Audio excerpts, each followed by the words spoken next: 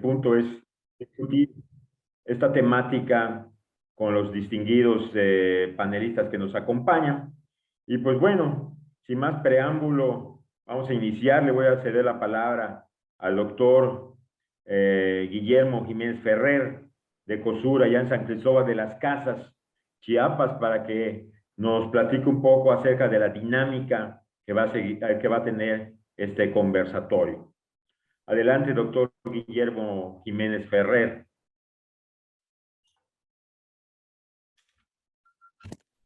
Gracias, Juan. Un saludo a todos. Voy a subir unas láminas.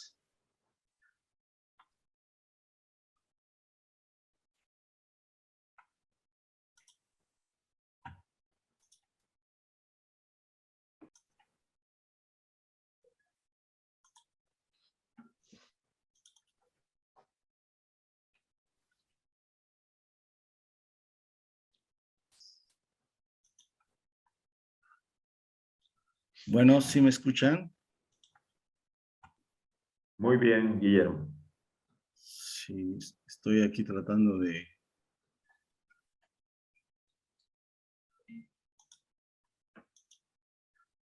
Bueno, parece ser que no me acepta aquí la...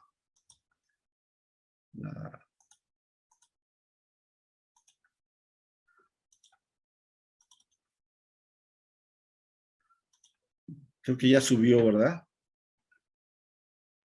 Ya, Guillermo, estás en pantalla.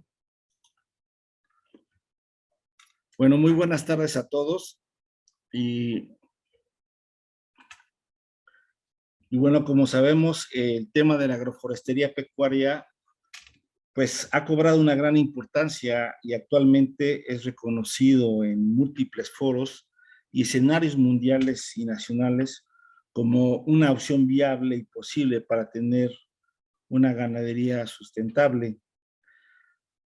Yo me atrevería a decir que la agroforestería pecuaria es la ciencia, la disciplina que más ha contribuido en los últimos 30 a 40 años para impulsar una ganadería sustentable, una ganadería amigable. De ahí que esta iniciativa que hace la SADER, pues por conducto de la Subsecretaría de Autosuficiencia Alimentaria y diversas instituciones académicas y del desarrollo, pues nos ofrece hoy un panorama alentador para poder incidir en un gran tema, ¿no?, en el que muchos estamos trabajando.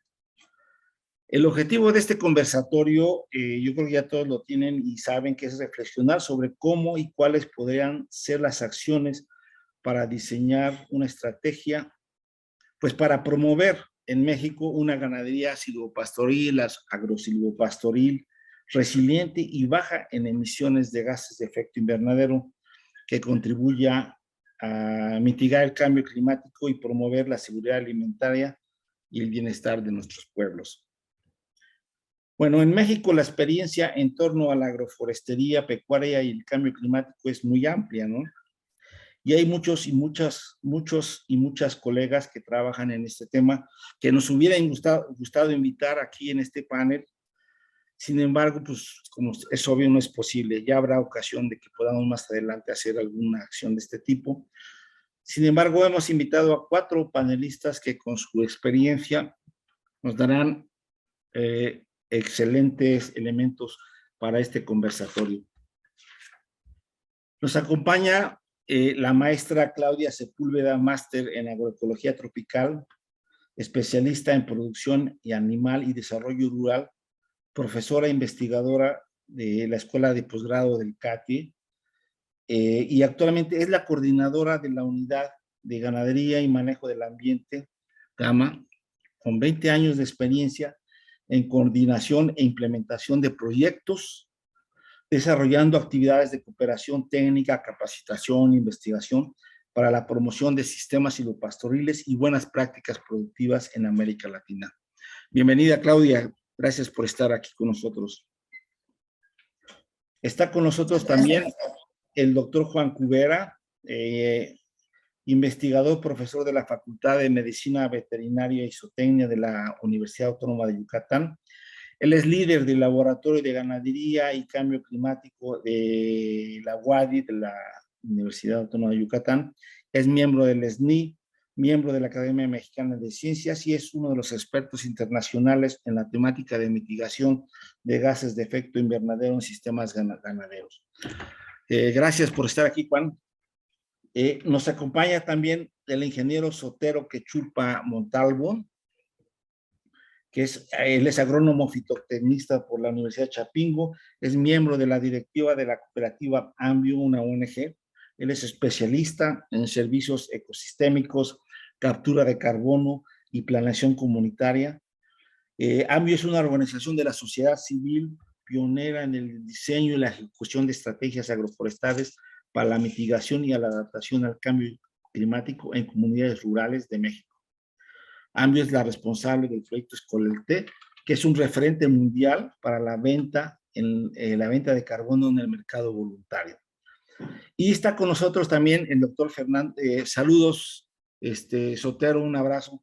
También está en el panel el doctor Fernando Paz Pelat, que es el investigador, él es investigador y profesor del Colegio de Posgraduados en México, actual coordinador de mercados del Programa Mexicano de Carbono, es un experto en la temática de mitigación de gases de efecto invernadero y adaptación al cambio climático en áreas ganaderas, y es actualmente responsable de diversos proyectos de investigación y desarrollo en la temática de captura de carbono en sistemas agroforestales.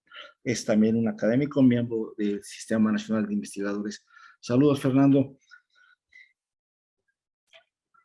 Y bueno, la idea de este conversatorio es escuchar a los panelistas. Posteriormente tendremos una ronda de preguntas hacia los expositores y finalmente trataremos de hacer un conversatorio con las preguntas, con la participación de todos. Hemos aquí puesto unas preguntas generadoras para que nos podamos pensar en comentarlas al final, que son claves en toda esta serie de conversatorios en este aspecto, en esta temática.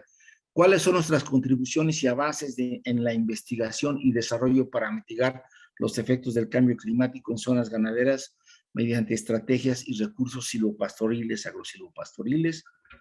Otra pregunta que nos puede hacer reflexionar es ¿cuáles son los puntos críticos y los marcos normativos que nos permitirán impulsar una política pública, o sea, incidir para poder implementar un plan nacional de silvopastoreo y cambio climático? Entonces, en este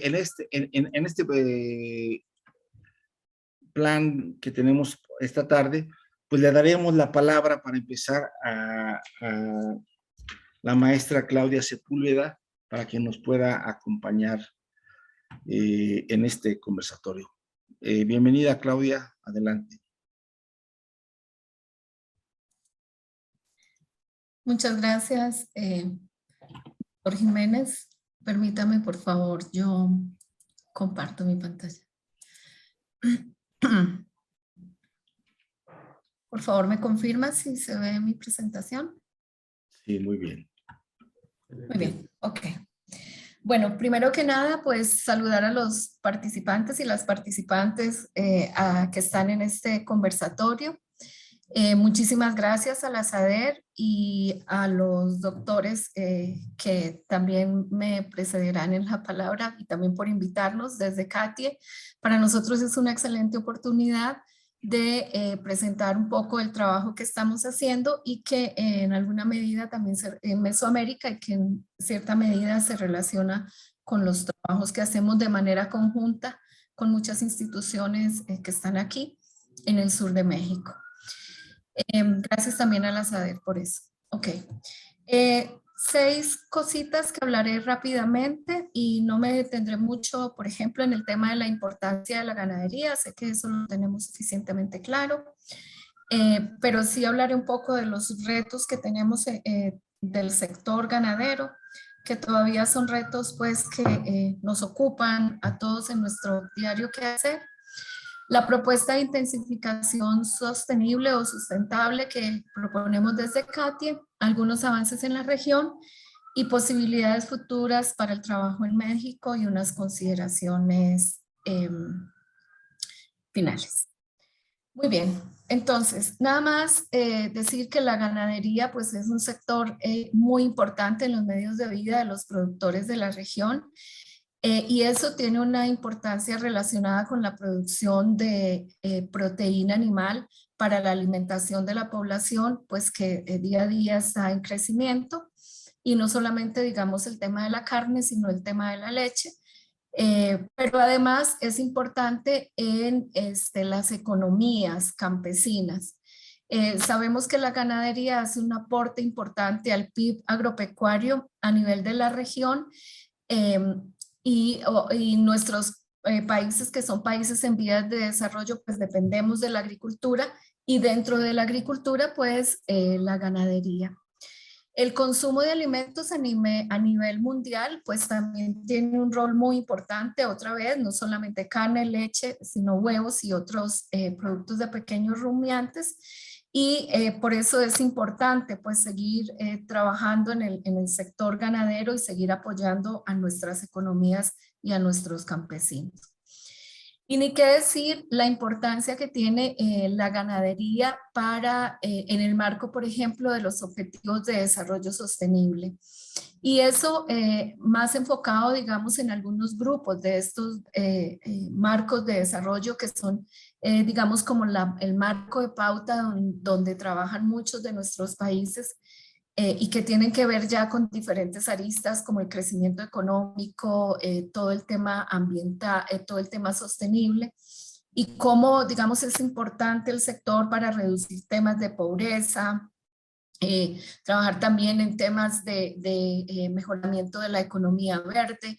En temas de género, hemos encontrado que hay diferentes aportes que hace el sector ganadero y que no siempre están visibilizados, como también el sector ganadero puede ser una forma de ayudarnos a reducir estas inequidades en el sector agrícola.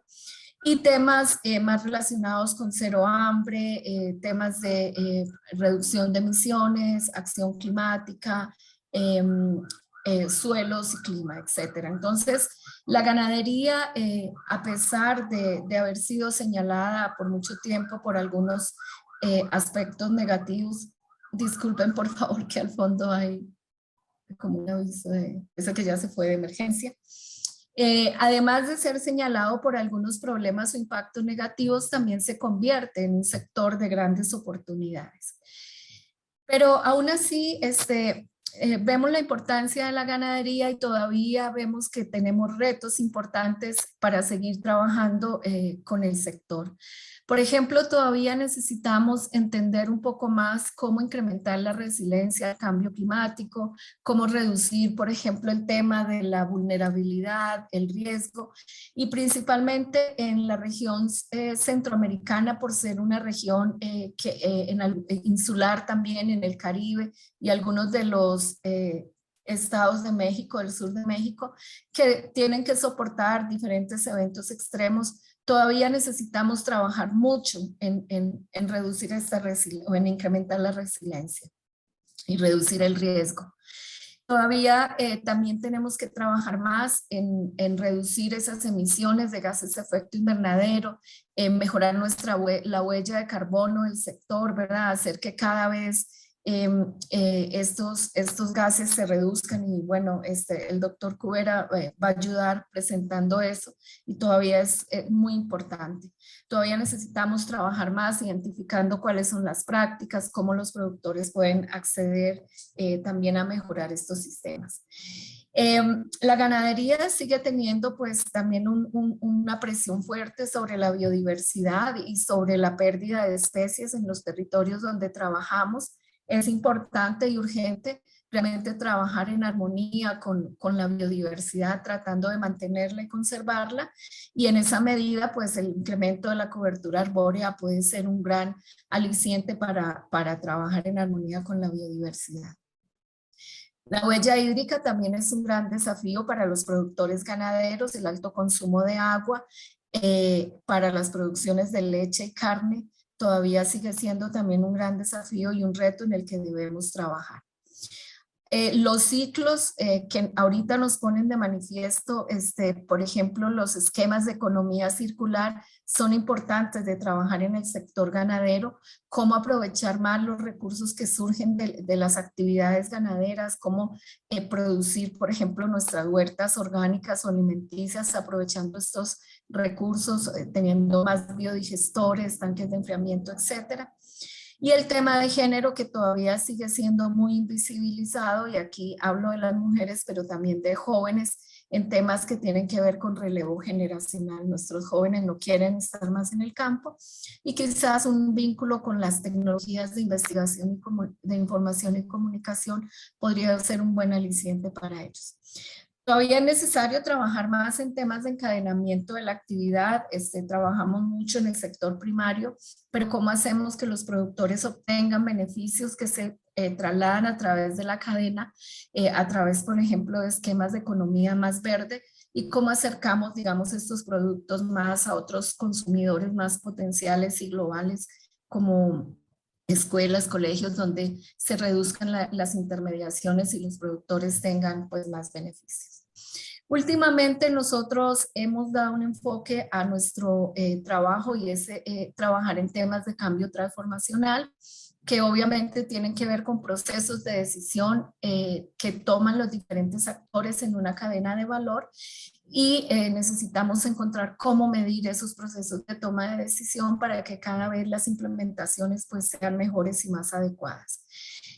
Todavía para que el proceso de toma de decisión sea más efectivo necesitamos trabajar en análisis costo-beneficio, que comparen, por ejemplo, la implementación de diferentes prácticas con la reducción de emisiones o con menores huellas de carbono, hídricas o con acceso a biodiversidad.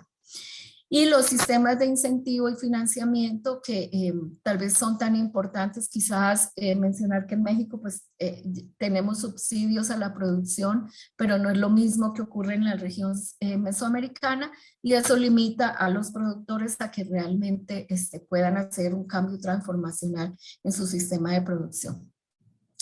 Y los efectos de la pandemia del COVID-19 todavía no están analizados, todavía necesitamos acompañar a los productores, especialmente en temas de pérdidas y en temas de acceso al mercado. Entonces, son bastantes los retos, tenemos mucho en qué trabajar y pues tenemos que ponerle fuerza a eso. En tema de barreras financieras, nosotros todavía necesitamos entender cómo limitar esas barreras financieras, para que los productores puedan acceder a recursos y puedan realmente tener actividad de financiamiento climático. Entonces, el financiamiento climático tiene un objetivo que es reducir las emisiones y mejorar la captura de gases de efecto invernadero, mientras reduce también los impactos del cambio climático. Eso es importante, pero el productor realmente tiene un objetivo diferente, que es producir y producir más y ganar más, tener más bienestar. Entonces, desde la perspectiva del productor, realmente hay una incertidumbre en relación a ese desempeño financiero para la implementación de medidas o tecnologías que reducen esas emisiones, porque él tiene un objetivo que es completamente aparte, aunque en un cobeneficio pueda tener eso.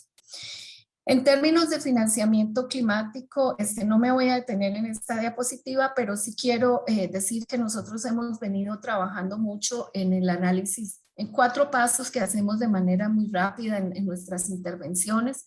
Identificamos cuáles son las barreras que realmente tienen los productores para acceder a unos recursos y poder implementar unas prácticas que ya están probadas por muchas instituciones y que a los productores les gustan y que tienen unos beneficios. Luego miramos realmente cuáles son los instrumentos que existen para solventar esas barreras a nivel nacional, y puede ser, digamos, que no hay un instrumento que sea adecuado para el productor, o puede ser que el mismo productor no tiene acceso a ese capital y no tiene tampoco los fondos de garantía que le permite que le exige ese crédito. Entonces lo que hacemos es hacer como un análisis a nivel de mercado de país para identificar cuáles podrían ser esas condiciones habilitadoras que le ayuden al productor a tener acceso realmente a estas tecnologías y que pueda realmente hacer unas intervenciones. Luego realmente comparamos cuál podría ser el instrumento que más se ajusta en términos de reducción de emisiones y en términos de la meta que nos proponemos, y en función de eso trabajamos buscando apalancamiento de recursos para apoyar al productor, porque como les decía, en los países de la región no tenemos subsidios para los productores. En fin, entonces nuestra propuesta de intensificación sostenible parte de la pregunta de cómo desarrollar unas soluciones que son más colaborativas para que podamos de manera conjunta trabajar con los productores. Trabajamos en 4 líneas específicas. Primero, pues obviamente vamos al objetivo del productor, que es trabajar más en un tema de eficiencia y para la intensificación de sus recursos. Aquí recurrimos a tecnologías que ya han sido probadas, los sistemas silvopastoriles, diferentes tipos de arreglos, otras buenas prácticas de manejo de suelo, manejo de agua, manejo de residuos, de estiércol, y realmente cómo hacemos que el productor en menor área produzca lo mismo y tenga la posibilidad de liberar algunas áreas para la generación de algunos servicios ecosistémicos.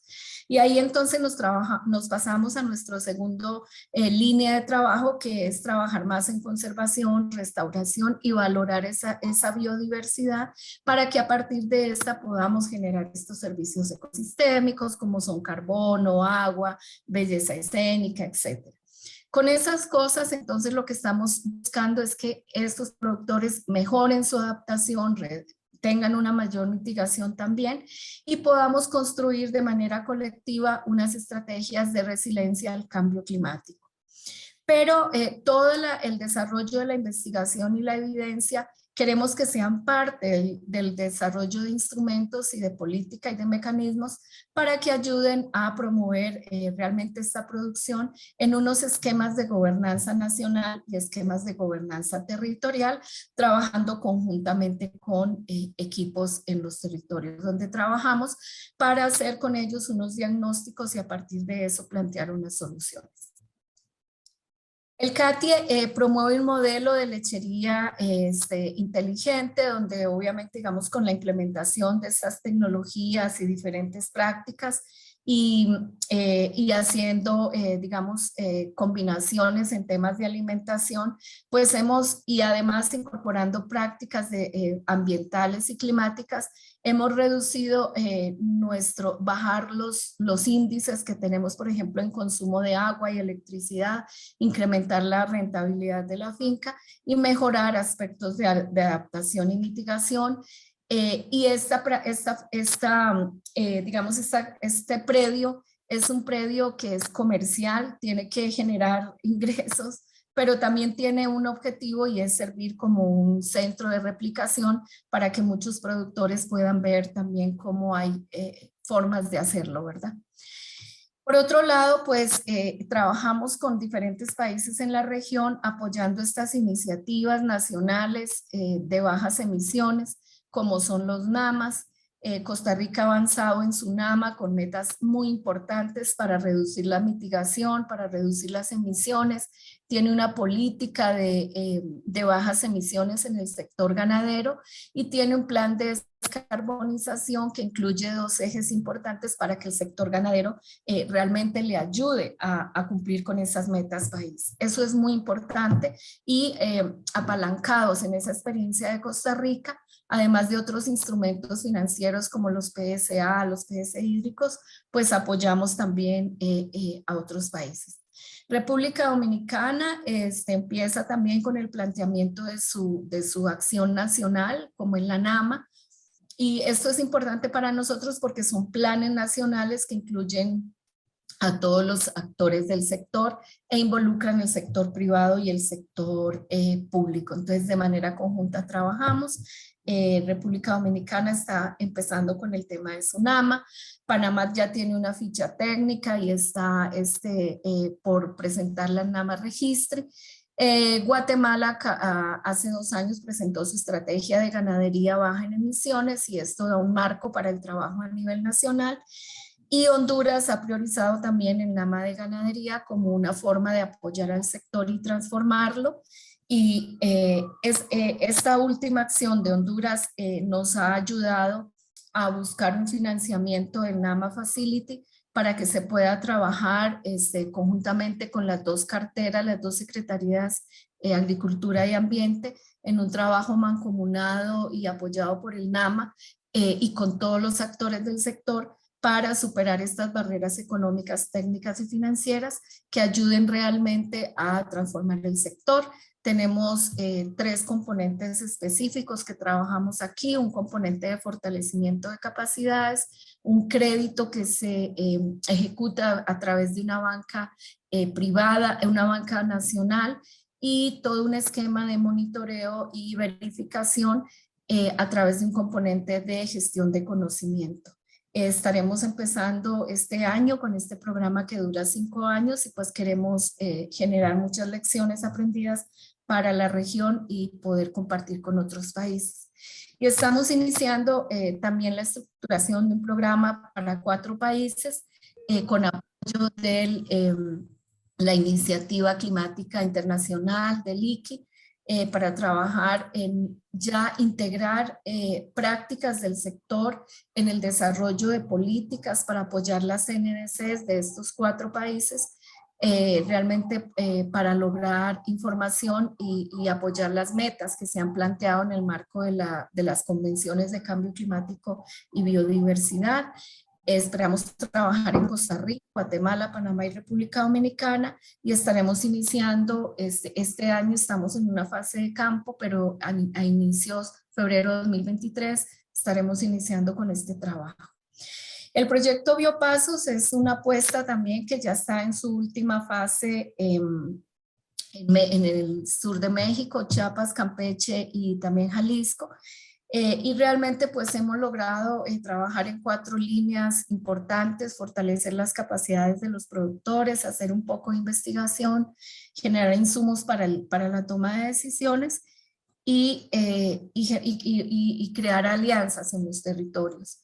Estos son algunos de los números que tenemos, más o menos son 1.200 productores que están capacitados, formados en un esquema de fortalecimiento de capacidades que son las SECAS, que es un proceso continuo de capacitación participativa y realmente hemos logrado impactar a varios municipios.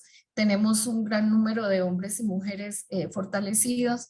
Tenemos más de 35.000 hectáreas impactadas y tenemos algunos cambios que se han podido hacer con el objetivo de conservar la biodiversidad, que es el objetivo de este proyecto. También hay parcelas establecidas, parcelas con diferentes esquemas de sistemas silvopastoriles y parcelas que pueden realmente seguirse monitoreando y que están a disposición, por ejemplo, de las universidades y de los actores en los territorios para que se continúe este trabajo. Hemos generado también algo de investigación en diferentes temas y estamos este año tratando de publicar todos estos resultados. Y el año pasado hemos logrado que se firme conjuntamente entre las secretarías de Agricultura de Chiapas, Jalisco y Campeche, con apoyo de la SADER y pues el CATI y el ICA que implementan este proyecto, esta declaratoria conjunta para promover la ganadería sustentable en estos tres estados, y esto nos da un marco de acción muy importante para continuar trabajando en acciones que sean, digamos, a nivel de estado, pero que bajen hacia los productores con diferentes componentes. Tenemos un marco de socios con los que hemos trabajado, pues aquí está Ecosur, OADI, que son los doctores que están conmigo en esta presentación y en este espacio, y hay otros actores muy importantes con los que hemos logrado compartir estos 5 años. Todos ellos son parte de este gran trabajo que se ha realizado y digamos que es una plataforma interesante para continuar. Debo decir entonces que la intensificación sostenible es una apuesta triple A. Promovemos la producción y la conservación para tener estos indicadores no solamente de productividad, sino también en temas ambientales y climáticos.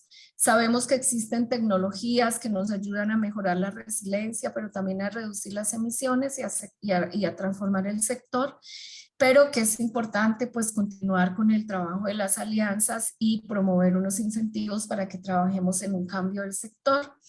Hay avances positivos a nivel de programas en la región, a nivel de país también hay muchos avances y nosotros en Biopasos conjuntamente con los socios logramos crear esta condición habilitadora y creo que es una excelente oportunidad para seguir trabajando.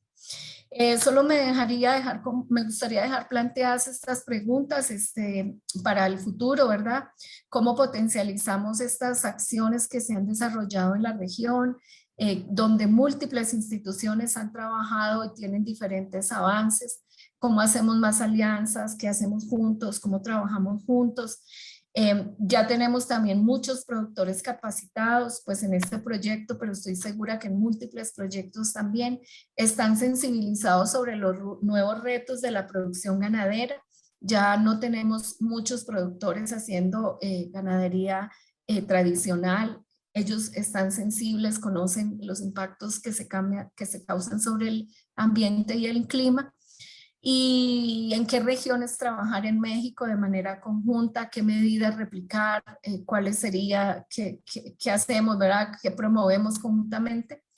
Y cómo aprovechamos oportunidades, por ejemplo, de fondos de cooperación internacional, que son los que están más disponibles, como les decía, estos fondos ICI, estos NAMA, estos fondos de UK, por ejemplo, para que trabajemos conjuntamente en propuestas para la región. Por aquí me voy a quedar y de nuevo pues les agradezco la oportunidad para presentar un poco lo que estamos haciendo y pues estamos a las órdenes. Claudia, pues muchas gracias. Muy motivante, muy motivadora toda tu presentación. Seguro da muchos elementos para discutir más al rato y a futuro. Sabemos que tienes un compromiso y no te preocupes, puedes regresar. Aquí estaremos de aquí de 4 a 6. Los tiempos vamos bien. Un abrazo y muchas gracias por tu excelente presentación. Bueno, ahora le daríamos la palabra al doctor Juan Q. Sí, gracias, Guillermo. Saludos. Sí, ya puedo compartir porque veo en la pantalla todavía a Claudia. Ok, ahí voy.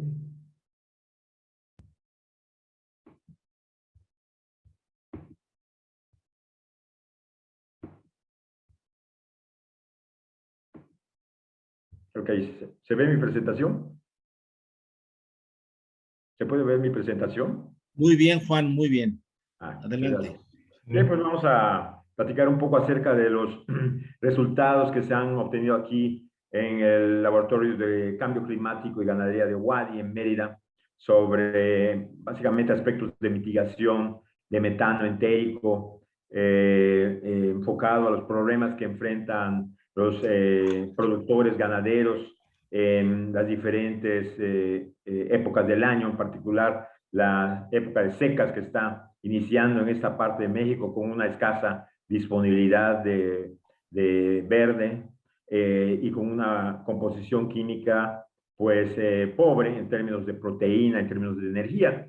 Es en ese sentido que en la fermentación ruminal uno de los subproductos que se producen es el metano, ¿no? Y pues ya lo platicó Claudia antes, pues este es un gas de efecto invernadero con un potencial de calentamiento global de 28 en un horizonte de 100 años, ¿no? Potente el gas que emiten los rumiantes, principalmente a través del eructo, pero es conocida que hay una relación entre el consumo de alimento y la producción de metano en el rumen, ¿no? Entonces, esto ocurre en la fermentación ruminal, en esta reacción central. En el rumen podemos ver que los productos son pues, los ácidos grasos volátiles, el metano, el CO2 y el calor de fermentación, y el hidrógeno metabólico en exceso pues reduce el CO2 a metano, que es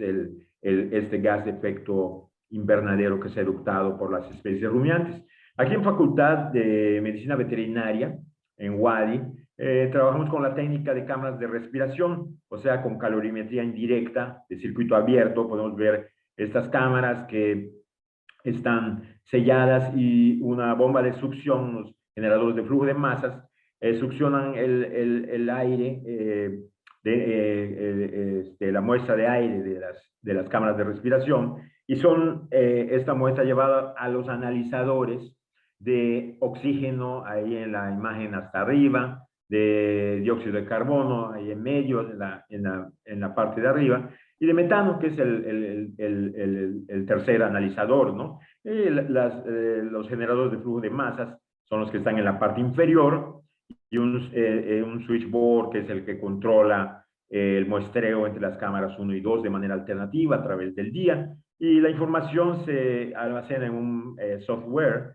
que está hacia la derecha en una computadora, donde pues en la mañana ya se tiene la información sobre la producción de calor y también sobre la producción de metano, la emisión de metano de un animal, de un bovino o de un ovino bajo una cierta condición de alimentación. Y con esta técnica conocida desde hace mucho tiempo, hay muchos laboratorios en el mundo que utilizan esta técnica de cámaras de respiración, pues se ha podido establecer la relación entre el consumo de materia seca y la emisión de metano, teniendo como resultado una emisión de 18.07 gramos de metano por kilo de materia seca.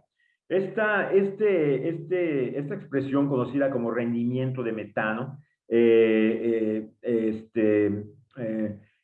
es compatible con la obtenida en otros laboratorios en el mundo, tanto en Sudamérica como en Oceanía, con animales tipo bosíndicos o cruzados, bosíndicos con bostados alimentados con una ración basal de pasto tropical, ¿no?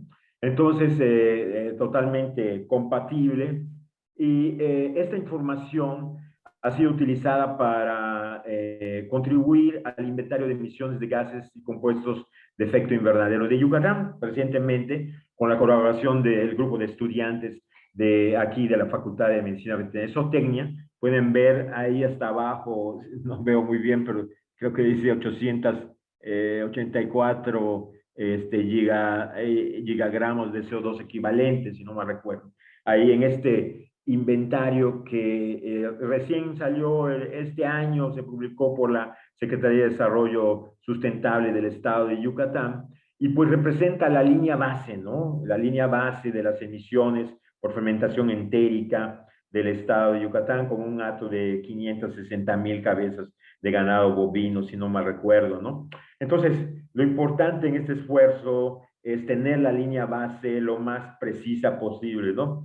En términos de digamos, como menciona el IPCC, se le conoce como Tier 1, Tier 2, Tier 3, nivel 1, nivel 2, nivel 3, y pues la intención es que la información generada contribuya a darle precisión, a reducir la incertidumbre, ¿no? De estas emisiones de gases de efecto invernadero, de metano, perdón, con el fin de que las estrategias de mitigación pues sean lo más precisas posibles, ¿no? Entonces, pues esto es parte de los resultados que se han obtenido, y pues se está colaborando, y pues ustedes son entiendo, los primeros en ver estos resultados del grupo del doctor Guillermo Jiménez Ferrer, allá en el Laboratorio de Investigación en Ganadería y Cambio Climático de COSUR, en San Cristóbal de las Casas.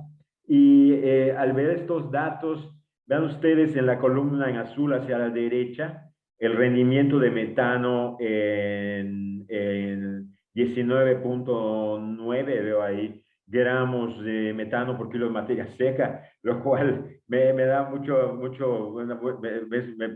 me da mucha satisfacción ver este tipo de resultados obtenidos con la técnica de hexafluoruro de azufre, o SF6, por el grupo de Guillermo Jiménez allá en Chiapas, ¿no?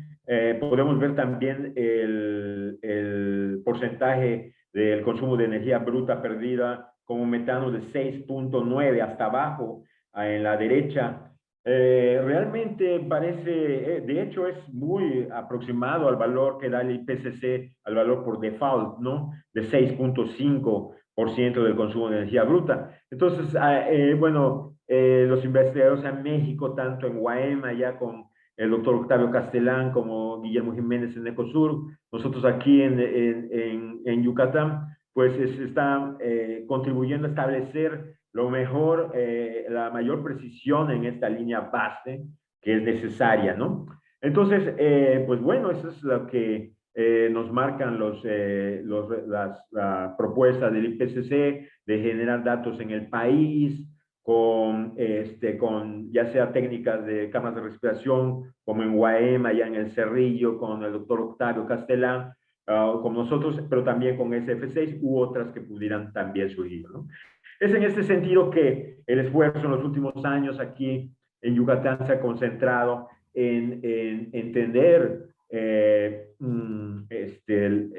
establecer esa línea base que mencionaba, con el objetivo de mejorar los inventarios hacia un nivel 2 y eventualmente, ojalá algún día un nivel 3, pero un nivel 2 cuando menos del IPCC, y de ahí transitar hacia las acciones de mitigación. Es en este sentido que el trabajo de la doctora Denise Montoya Flores, ahora en INIFAP, allá en Querétaro, nos muestra en este trabajo de ella con una ración de heno de pasto tropical de baja calidad,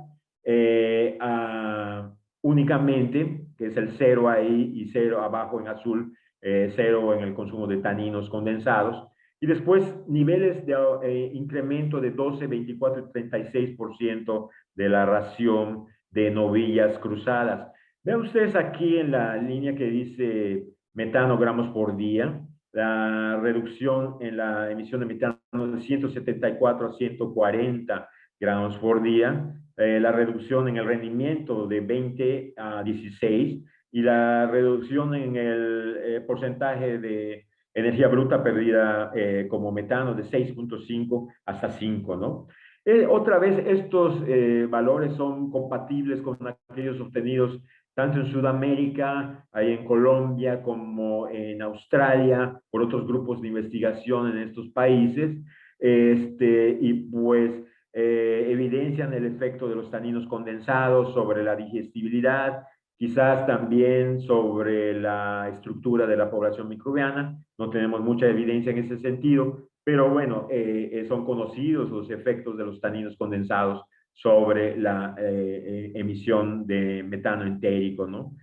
Y pues con el trabajo también aquí de la doctora María Bottini, ahora ahí en Coanijicuilapa, en la Universidad Autónoma de Guerrero, el trabajo de María Bottini es también muy importante porque en una asociación Pasto Estrella y Leucaena, ella pudo determinar con la técnica de alcanos el consumo de leucaena, el consumo de leucaena de 5.1 kilos de leucaena en seco sobre un total de 14.8.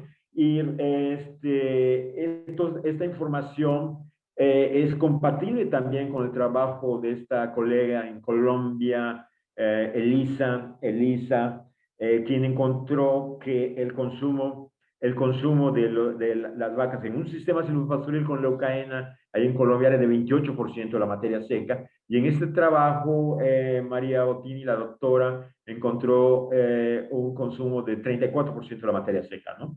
Entonces, es bien interesante, ¿no? Porque están comiendo los animales, pues las vacas alrededor del 28, 34% aproximadamente de leucaena, ahora sí en un sistema silvopastoril, ¿no? Lo cual en esta extrapolación tal vez un poco simple, podríamos decir que se puede esperar una mitigación de aproximadamente, calculo, un 15-20% del metano producido por día, dependiendo del nivel de consumo de la leguminosa. y se puede hacer esto con otras leguminosas que contengan taninos condensados. Recientemente se han hecho otros trabajos con otras plantas aquí en el sur de México, que complementa también el trabajo de los grupos en Ecosur, en el Estado de México, ¿no?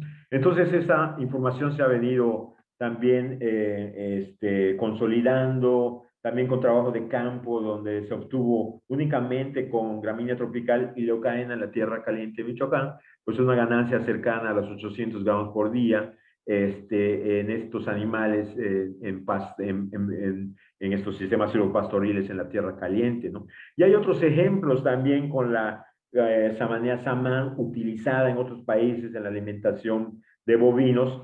Los frutos molidos también son realmente sorprendentes en este trabajo de la maestra Sara Valencia Salazar en su etapa de maestría aquí. Preparó estas raciones con solo pasto, 0, 10%, 20 y 30% de incorporación de la samanea, del fruto molido de la samanea samán en la ración, que contiene tanto saponinas como taninos condensados, como se puede ver en el cuadro, pero también almidón.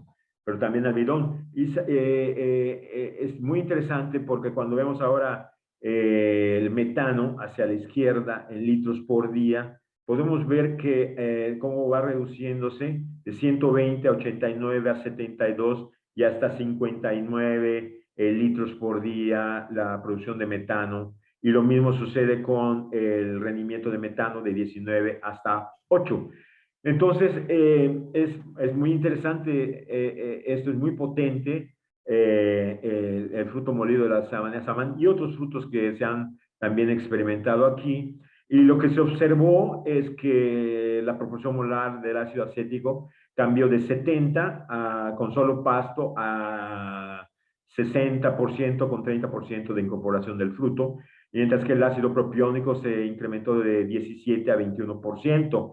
Y esa es una explicación elegante desde el punto de vista de la fermentación ruminal para explicar la reducción en el metano, ¿verdad? Y recientemente aquí con el doctor Miguel Calzada Marín estamos incorporando analizadores de hidrógeno para poder explicar qué sucede con el hidrógeno metabólico remanente cuando se mitiga el metano. Bueno, esas son algunas de las experiencias de la consolidación de los equipamientos que se están haciendo. Hay muchas otras especies, como bien platicó Claudia hace un momento en este ejemplo, por ejemplo, el Brosimum alicastrum, el ramón, el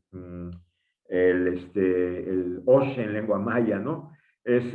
Aquí la doctora Afaf El Sheref lo utilizó en ovinos, los frutos molidos que contienen almidón, y lo retó contra los frutos de la parota, del Enterolium ciclocarbon, pitch, como se le dice por aquí, de la misma samanea, y el próximo del caso. Y pueden ver ustedes en borregos pelibuey cómo se redujo la producción de metano desde un control de 8.8 gramos por día hasta 3.8. Yo supongo otra vez por el probable cambio en el patrón de fermentación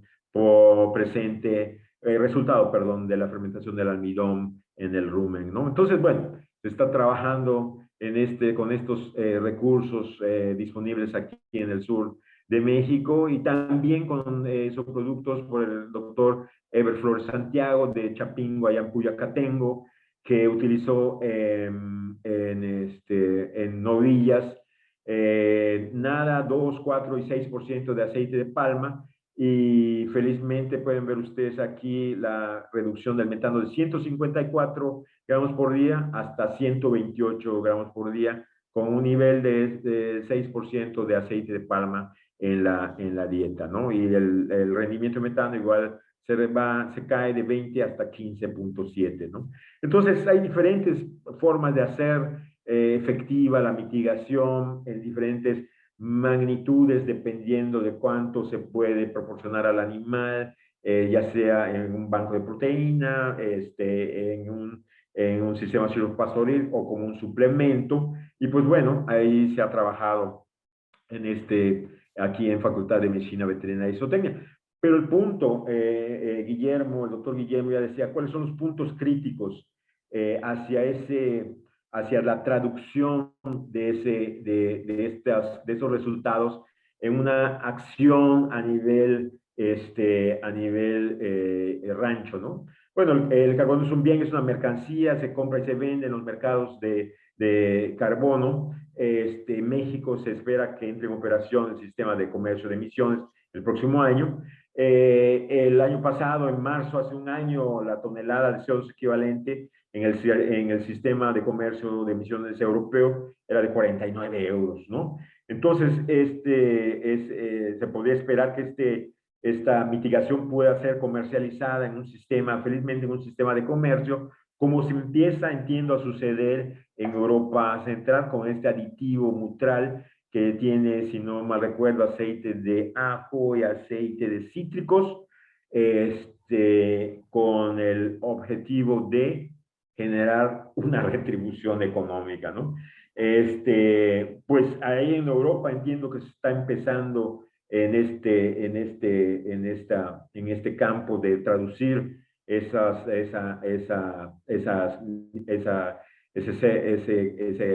carbono en un beneficio eventualmente para los productores, que aquellas aerolíneas, cementeras, entiendo acereras, compren y pues felizmente pueda obtenerse por esta vía una retribución. Puedo decir que hay, como mencionaba anteriormente, hay incertidumbre del productor, ¿no? Una incertidumbre producto de estos mensajes acerca de que se va a haber un impuesto.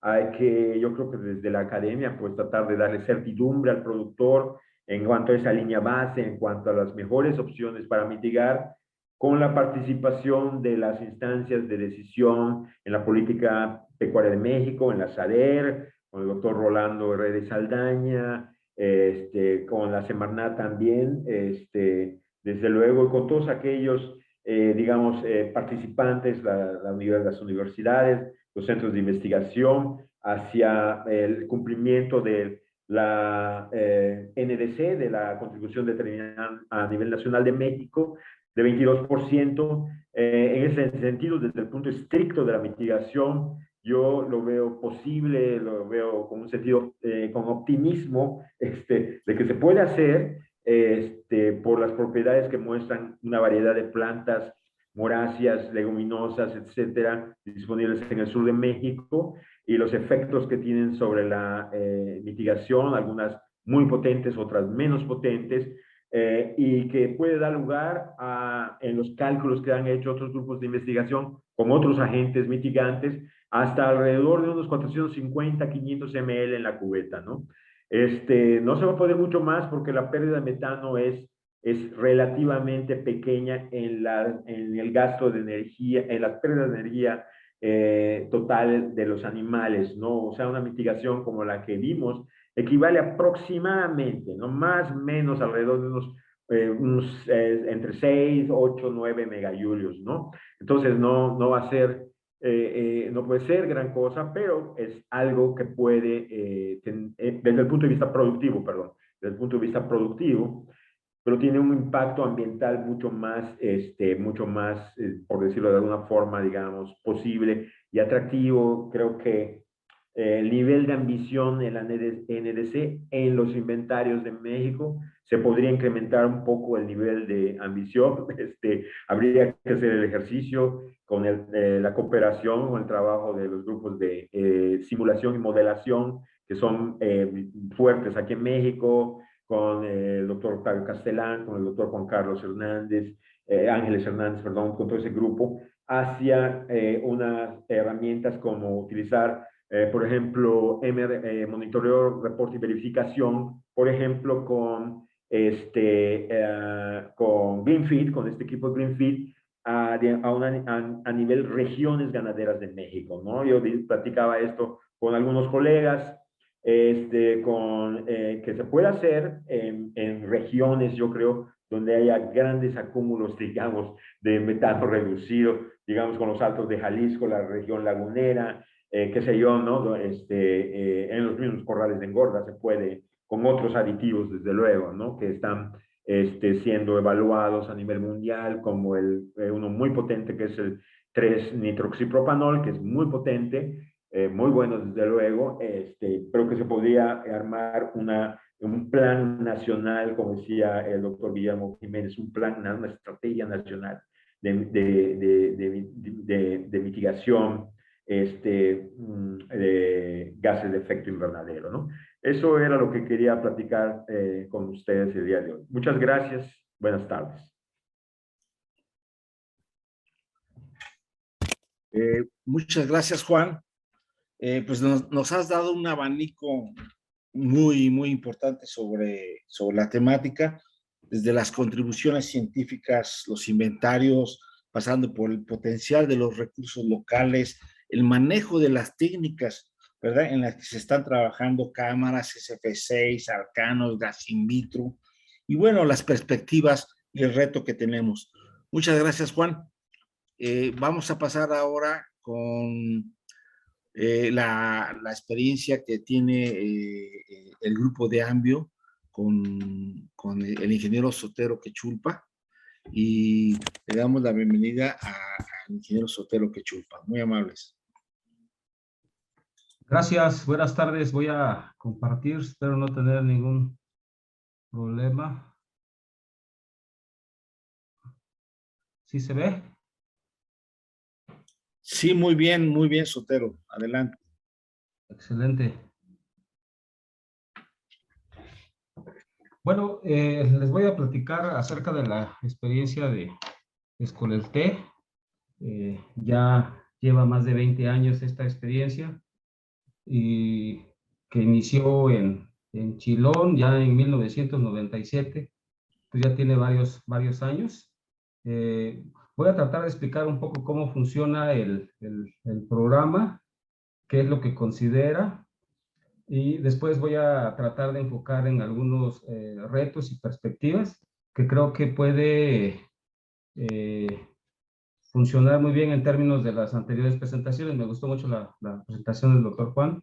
Creo que se puede dar algunas luces en relación a lo que comentó y las posibilidades de considerar la posible venta de metano. Bueno, entonces voy a platicar un poco antes acerca de Ambio. Ambio es una sociedad cooperativa que se constituyó en 1998, justo un año después del inicio del programa Escolelte. Y bueno, tenemos tres líneas de acción que se pueden ver en la pantalla sobre cambio climático, que ahí entra lo que es el programa Escolelte, el fortalecimiento de capacidades y manejo integral del territorio. Y bueno, el programa Escolelte, como decía, es una iniciativa que comenzó en 1997, aunque el estudio de factibilidad abarcó de 1994 al 96, con el apoyo de Ecosur, la Universidad de Edimburgo, el Instituto Nacional de Ecología. Se constituyó esta primera experiencia con una organización que se llama Pajal Yacatic. Inició con 8 comunidades en el municipio de Chilón y 3 en Comitán. Y bueno, ahora ya son más de 100 comunidades de 24 municipios que están participando en la iniciativa. Obviamente cada año van ingresando más productores. Algo que debo decir es que el programa tiene como objetivo trabajar con pequeños productores y comunidades, principalmente grupos indígenas o de mestizos. Y cuando hablo de pequeños productores me refiero a productores que tienen de 1 a 10 hectáreas o hasta 20 hectáreas en el caso de la selva. Entonces digamos que ese es el punto que distingue al trabajo de Escolelte, de que trabaja con comunidades y pequeños productores. Y bueno, obviamente esta área tan extensa de acción pues conlleva varios retos que voy a comentar algunos en la presentación. Y bueno, quiero comentar también que la experiencia de Escolel-T, que con orgullo para el estado de Chiapas, pues se desarrolló en Chiapas inicialmente, dio origen a un sistema que es conocido en el mercado voluntario de carbono como Plan Vivo. Y entonces toda digamos, la experiencia que se desarrolló a través de Escolel-T, pues se rescató para crear este estándar que está focalizado en la comunidad. Y bueno, actualmente este estándar pues es uno de los más conocidos también en el mercado voluntario, y alrededor de 22 proyectos a nivel mundial ya usan este sistema, este estándar. Y digamos, lo que le da la fortaleza al estándar también es que está respaldado por una organización sin fines de lucro que se llama Plan Vivo, que es la que resguarda, digamos, la parte del estándar para que pueda ser usado por múltiples organizaciones a nivel mundial. Y bueno, algo que quiero rescatar también en relación a este esquema es que es flexible y que tiene amplia aplicabilidad principalmente con comunidades desde diferentes contextos. Por eso se usa pues tanto en África, en Asia, en Latinoamérica. Aunque aquí en México, pues actualmente solo nosotros somos los que estamos desarrollando este programa ya desde varios años, ¿no? Y bueno, ¿qué es lo que busca Escolel-T? La premisa que dio origen al programa es que las comunidades indígenas y pequeños productores podían contribuir a la mitigación del cambio climático, y a través de la participación en el mercado de bonos de carbono podría mejorar sus condiciones de vida.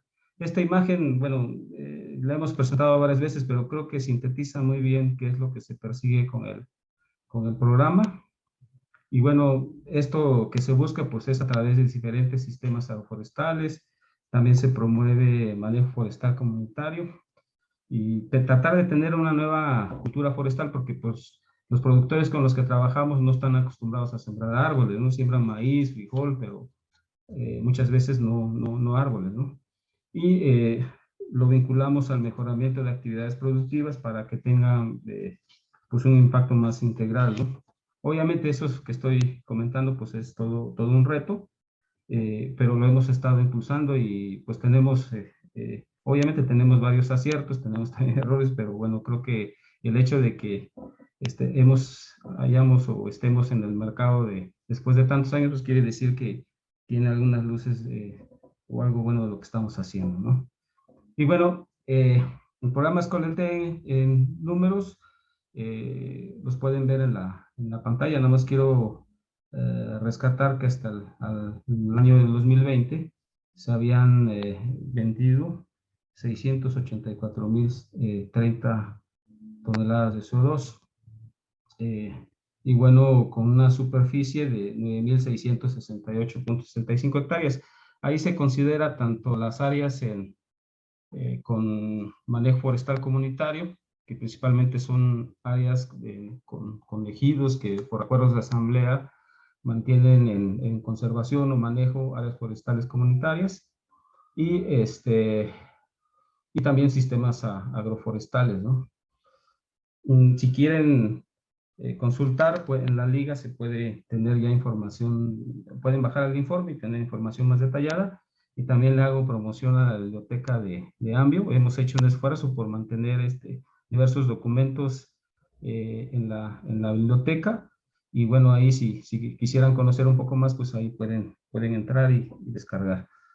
Y bueno, la estructura que se maneja en Escolel-T básicamente considera, digamos que nosotros estamos en medio, ¿no? Estamos a cargo de la coordinación técnica y administrativa del programa, y un poco lo que buscamos es compradores. Estamos así que todo el tiempo buscando compradores de carbono, que obviamente ahí hay una gran diversidad. Pueden ser desde empresas, pueden ser revendedores de carbonos, pueden ser individuos que por una cuestión de responsabilidad social ambiental pueden comprar, o también por cuestiones de imagen corporativa o porque tienen que cumplir con su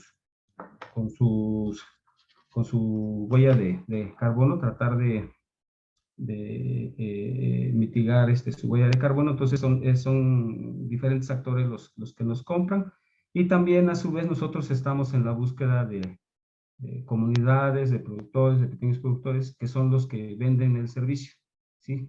Y bueno, ya cuando se realiza esta venta, los compradores depositan recursos a Ambio, y de Ambio se van a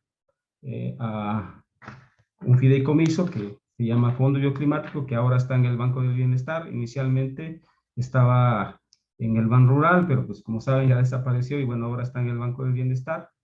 Y bueno, algo que es importante mencionar, de la venta de carbono, procuramos que entre el 60 y 70% de la venta se vaya para pagos de carbono a productores comunidades, y ya un 30 o hasta 40%, dependiendo los precios de carbono que se tengan en las cantidades, es que se queda para operación del programa, porque nosotros tenemos que asegurar el seguimiento del programa por al menos 10 años, ¿no?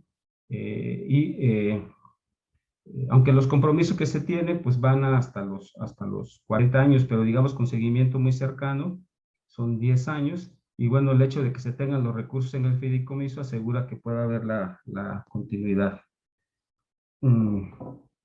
Y bueno, el esquema técnico que seguimos es muy sencillo, con el apoyo de técnicos comunitarios y técnicos regionales, que se han capacitado en las comunidades, y obviamente el equipo técnico profesionista de Ambio. Se hacen visitas a grupos o ejidos para presentar cómo opera el programa. Se ve si las áreas que propone la gente para participar, más adelante vamos a ver de todos los sistemas que manejamos, cumplen con los requisitos técnicos. Si no cumplen con los requisitos técnicos, bueno, termina la relación. Si no, se continúa con el proceso de capacitación. Aquí quiero rescatar, además de la capacitación en los sistemas agroforestales, la herramienta de planeación es muy importante para nosotros, y es la base de todo el trabajo que se realiza después con productores y comunidades. El hecho de que puedan diseñar un pequeño proyecto gráfico que le llamamos Plan Vivo, que puede ser a nivel individual o comunitario, en el que decide cuáles son los sistemas que va a usar dependiendo sus necesidades, ¿no?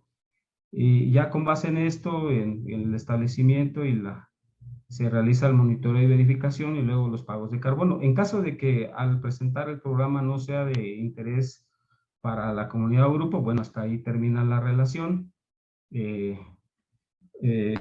Por la experiencia que tenemos, generalmente cuando se platica del programa, tenemos más o menos, si hablamos de productores, entre el 50 y 60% se animan a participar. Siempre hay un porcentaje del 30-40% que al escuchar el programa luego no quieren, porque como el programa implica un seguimiento técnico muy cercano, pues a algunos productores pues no les parece eso, ¿no? Porque obviamente también porque se han acostumbrado luego a las dinámicas que ha habido anteriormente con los programas, ¿no? Y bueno, ya en relación a los pagos que se dan al productor, abarcan los primeros 10 años, y nosotros manejamos algo que en el argot de la venta de bonos de carbono se llama como bonos de carbono ex ante. ¿Esto qué quiere decir? Bueno, que se le da por adelantado los pagos de lo que se estima que puede capturar un sistema en 20 o 40 años, y eso se le divide durante los primeros 10 años con base en porcentajes. Entonces, por ejemplo, en el año 1 se da un 15% del pago conforme a los resultados que se obtienen en campo. En el año 2, otro 15%, y así hasta el año 10, en el que se da un 10%. Esto es muy importante porque nos permite poder trabajar con ese sector de pequeños productores. Si nosotros no manejáramos estos bonos de carbono ex ante, sería difícil que ellos pudieran participar, porque le tendríamos que hacer pagos probablemente cada 5 años, o una vez que se tuviera una verificación la cantidad de carbono que se pudiera capturar en los sistemas. Entonces, como eso es complicado, porque pues la gente luego no va a poder esperar hasta esos años, entonces por eso es que manejamos este sistema y es el que vemos que ha funcionado, ¿no? Y bueno, para poder trabajar con los productores y comunidades tenemos ahí un catálogo de 6 sistemas forestales, agroforestales. Obviamente por el nivel o la diversidad de clima, suelo y ecosistemas que hay en Chiapas y en el país, en realidad no deberíamos de tener 6, ¿no? O 7 sistemas, sino que tendríamos que tener probablemente 36 o más, ¿no? Más sistemas, si quisiéramos tener un nivel de precisión muy alto en términos de la especificación técnica de cada sistema. Como eso administrativamente se hace muy complejo y obviamente se incrementarían mucho los costos, entonces nosotros los hemos dividido en clima tropical, lo que es cerco vivo, cafetal mejorado, acahual mejorado, tauya, o Ixinté, en Celtal, restauración forestal y cerco vivo de clima templado y acahual mejorado. Aquí quiero rescatar la parte de cerco vivo. Se tiene estimado 90.27 toneladas de CO2.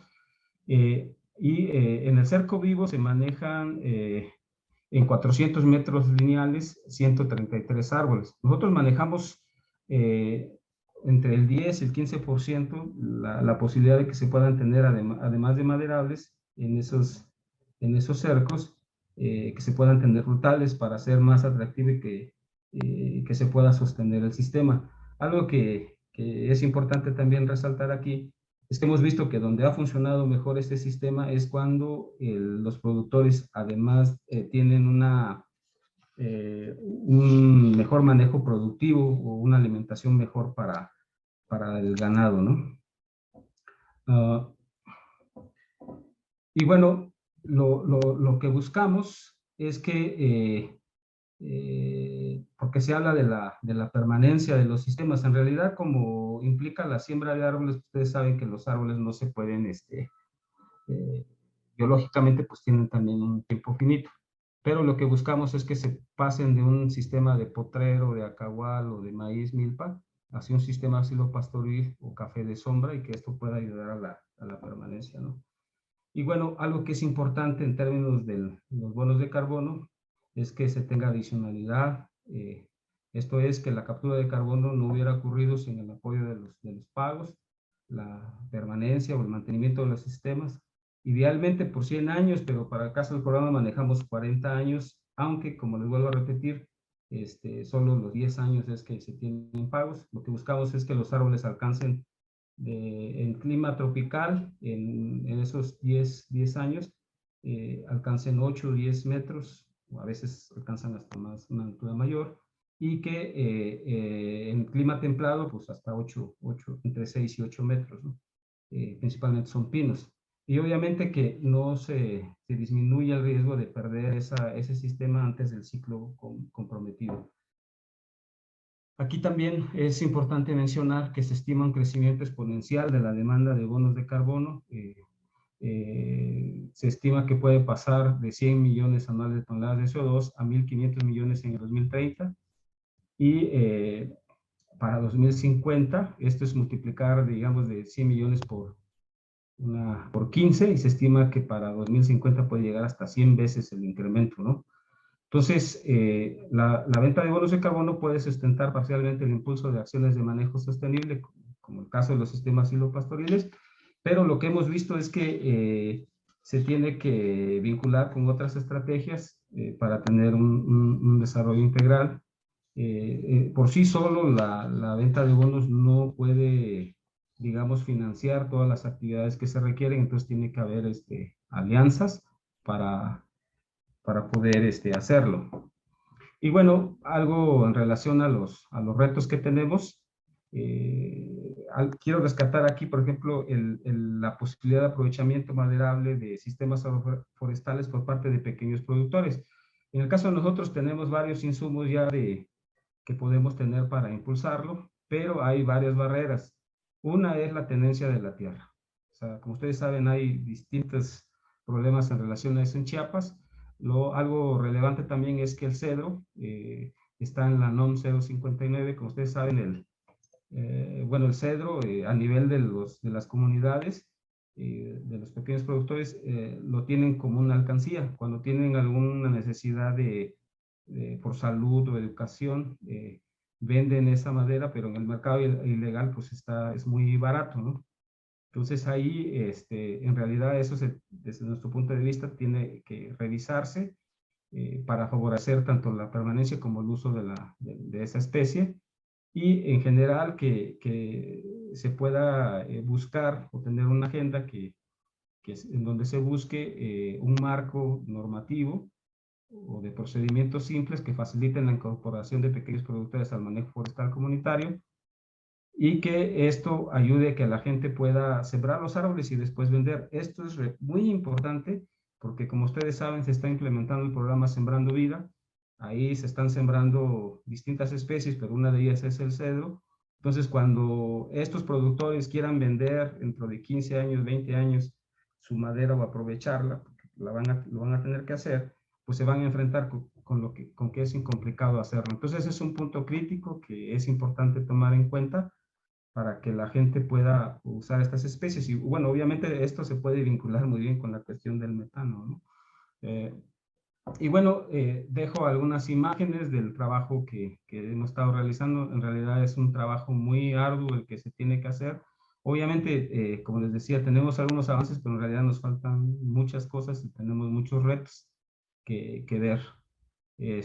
Bueno, tenía muy poco tiempo, espero haber explicado y presentado lo mejor que pude el programa, y si más adelante si hubiera una pregunta, pues con gusto.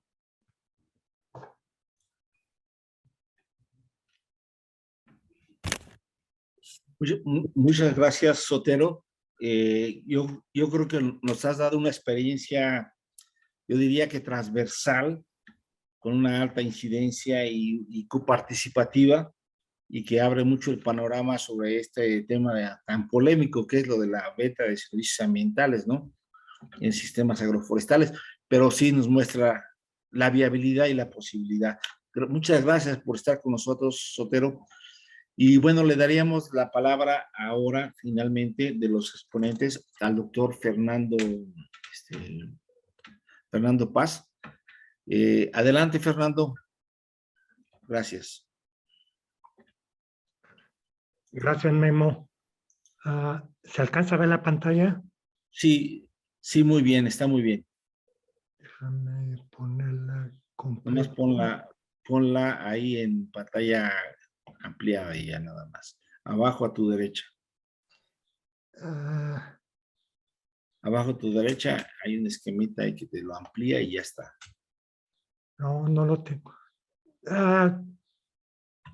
Sigo batallando, no sé por qué demonios en mis presentaciones Y con la abajo, pantalla completa, pero se alcanza a ver, ¿no? si se alcanza a ver, puede ser así.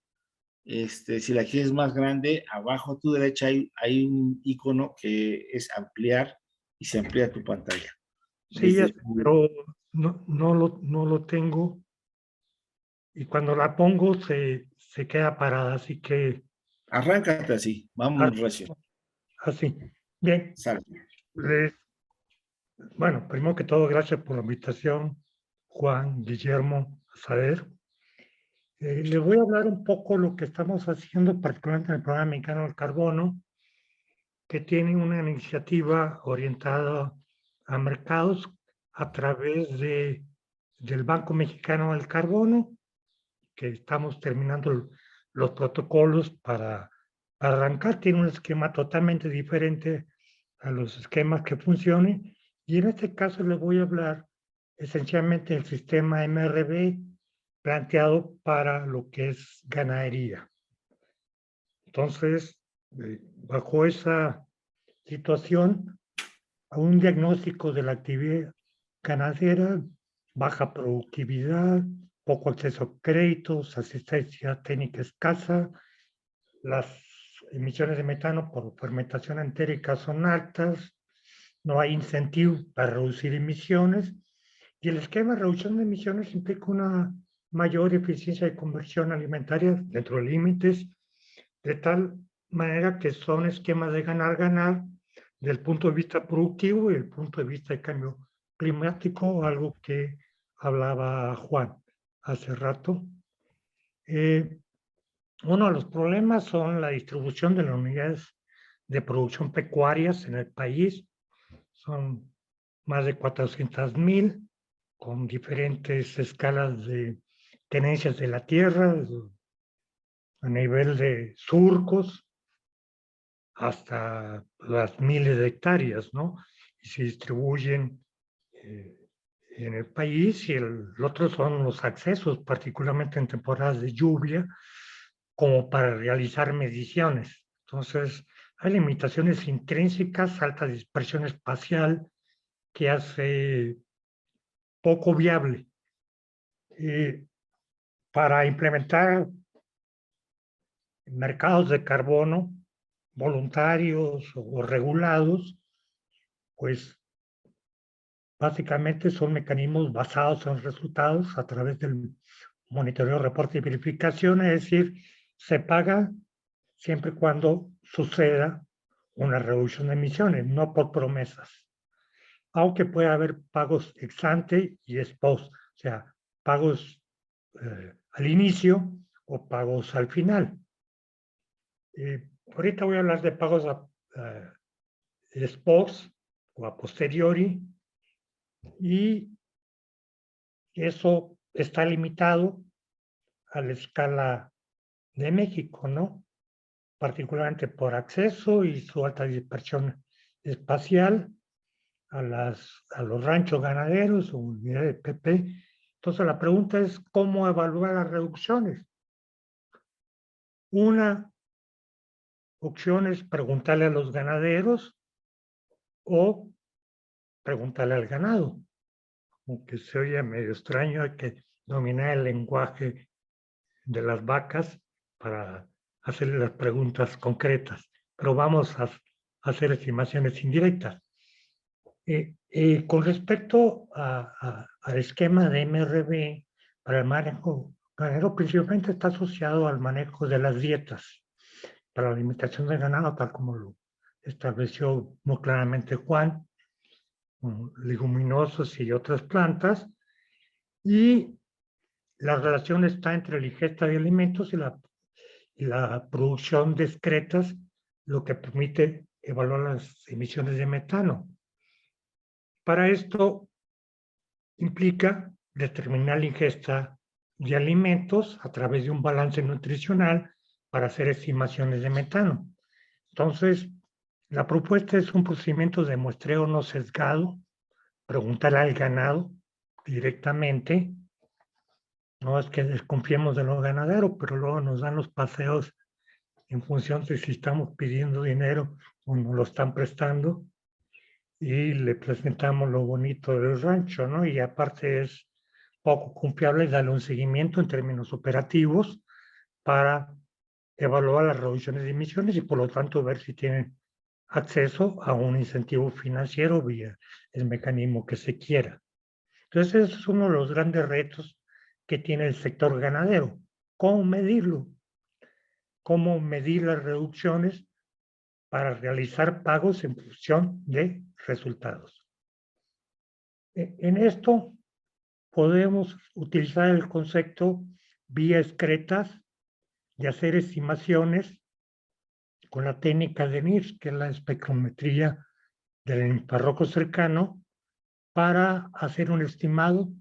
Hay calibraciones hechas, la parte americana y algunos otros países, pero se implementan fácilmente en México para determinación de la ingesta de materia seca, que ya lo dejó claro Juan, está ligado a las emisiones de metano y proteína cruda, más otras estimaciones más basadas, orientadas al balance nutricional.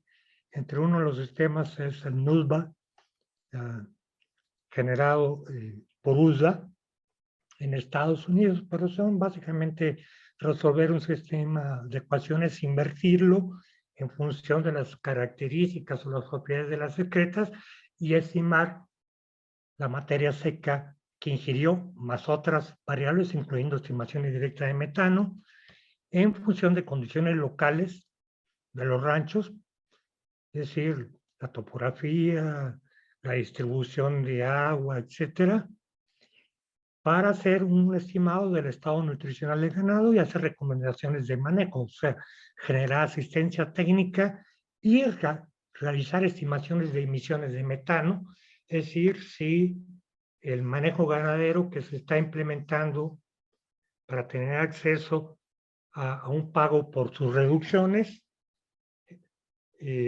cumple las expectativas en función de preguntar directamente a las vacas a través de sus excretas. Y sigue un protocolo para el levantamiento de muestras, etcétera. Son todos los detalles técnicos incluidos en esto, de tal manera que está planteado establecer una serie de centros NIR para recolectar las muestras de los ranchos que se envían hacia los centros NIR. Son evaluaciones de muy bajo costo, son estimaciones indirectas, no es vía húmeda, nada, y ya con las ecuaciones calibradas se determina la ingesta y por lo tanto las emisiones de metano, y se checa con respecto a la condición inicial si hubo reducciones o no hubo reducciones, y punto, ¿no? Más se sigue el sistema de asistencia técnica ganadero a escala de país vía apps en internet. Igual, no entro a mayores detalles de esto. Por lo tanto, el funcionamiento del MRV y asistencia es muy simple. Los ganaderos colectan muestras discretas, o sea, se promedian la toma, etcétera, o sea, ciertos requisitos técnicos que hay que cumplir. Se envían a los centros NIR para su evaluación. Con el modelo de balance nutricional, que lo estamos adaptando al caso de México, más información de condiciones locales, se hace una estimación de metano y recomendaciones de manejo que se envían a los ganaderos y se hacen los pagos basados en los resultados de las reducciones de emisiones y se mantiene un sistema de asistencia técnica continua a través de Internet, de tal manera que se pueda asesorar a los miles de ganaderos sin mayor problema, en forma adecuada, con base a información colectada de su propio rancho y sus condiciones locales, para que la asistencia técnica considere las condiciones de cada rancho. Este es un ejemplo de condiciones locales generadas por diferentes insumos, asuntos de satélites, sensores remotos para realizar estimaciones de base, analizar la topografía, fuentes de agua, que permiten hacer los balances más los datos climáticos para hacer las estimaciones y utilizar las calibraciones a escala local de rancho ganadero sin necesidad de realizar visitas a nivel de campo. Entonces eso es esencialmente, y esto va asociado también a la parte de riesgos climáticos. O sea, de nada sirve tener un manejo de ganaderos bajo condiciones de sequía, inundaciones heladas, etcétera, que degradan el sistema y por lo tanto reducen las expectativas con respecto a las emisiones y a la productividad ganadera del rancho a través de la asistencia técnica.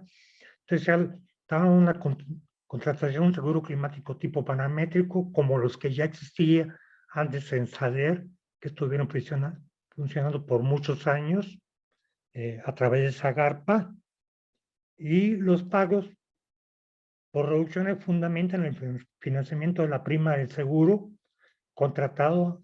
Un seguro paramétrico no requiere visitas a campo, se monitorea la vegetación y se presentan las condiciones, se detona el pago cuando se cruza un determinado umbral y permite obtener compensaciones financieras ante eventos climáticos que incrementan la resiliencia de los ranchos para hacer, para enfrentar el evento dañoso que se presenta, y a través de asistencia técnica que está implementada en el sistema se reducen los riesgos productos de daños morales y otros asuntos técnicos asociados a todo esto. Y el sistema es relativamente simple, voy a insistir, esto lo implementamos vía Grosemex por muchos años, está toda la experiencia en la inventación, se usa la condición corporal de ganado para establecer un estándar de referencia, y si ese estándar, por ejemplo, la condición corporal de ganado 5, se reduce a 2 o a 1, se detona el pago. Y esto está evaluado vía imágenes satelitales de monitoreo, de esta manera que no hay sesgo en las estimaciones. Entonces, hay una experiencia de, no sé, creo que casi 15 años de operación en México. Fuimos de los primeros países en el mundo que lo implementó.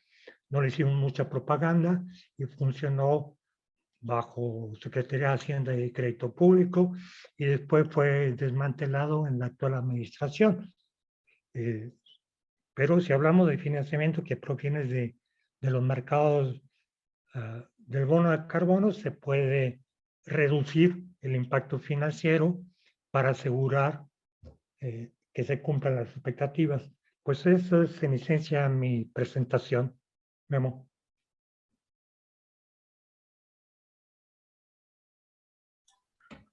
Gracias, Fernando. Yo creo que has precisado algunas cuestiones muy importantes sobre la importancia de poder tener experiencias piloto, ya sea a gran escala o a escala piloto, ¿no? De nuestras regiones, que bien pudiera hacerse en varias partes del país. Creo que la necesidad de tener estas experiencias piloto, pues, nos abre un buen panorama, o sea, muy, muy, muy interesante, ¿no? Te damos gracias, Fernando. Ahorita, vamos a pasar a otro momento. Si gustas, puedes bajar tu presentación para poder avanzar. Bueno,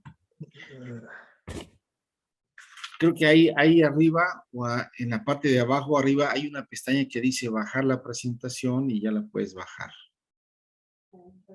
Será mi versión chapa, pero no aparece. Lo pueden desactivar Sí, creo que no sé si ya podemos avanzar. Bueno, ok, muy bien. Bueno, entonces ahorita pasaríamos a una serie de preguntas generadoras a todos los panelistas, a Fernando, a Sotero, a Claudia, si es que están, y a Juan. Creo que Juan tuvo unos problemas ahorita, se le fue la conexión, pero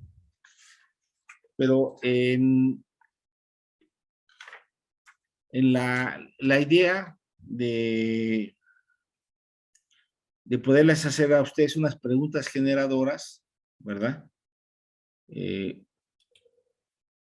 Es que pudieran hacer unos comentarios en torno a las preguntas generadoras que tenemos, ¿no? O sea, ¿cuáles son las barreras? Aquí lo estoy viendo. O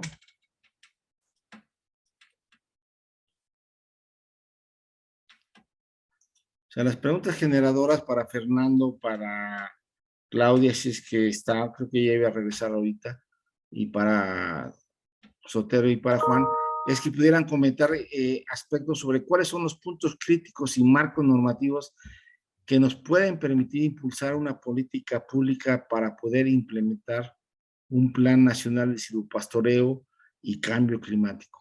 Creo que después de toda su perspectiva en la que han transitado, en la que han vivido, pueden darnos algunos elementos para discutir en este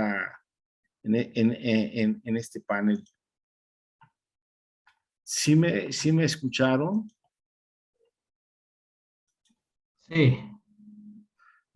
Sí, aquí estoy teniendo problemas, no sé si estoy conectado. Escuchamos, Guillermo. Muy bien. Bueno, entonces le daríamos la palabra si está Juan Q o Claudia Sepúlveda o Sotero, cualquiera de ellos puede arrancar. Yo aquí estoy creo que teniendo problemas con...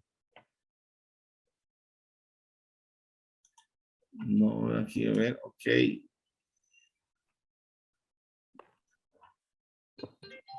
Ahí está Juan. Ok, Ya está muy el bien. doctor Juan Q. Juan, ¿sí Sí. nos escuchas? Sí, sí, sí, ya regresó. Se fue Bueno, muy bien. sí.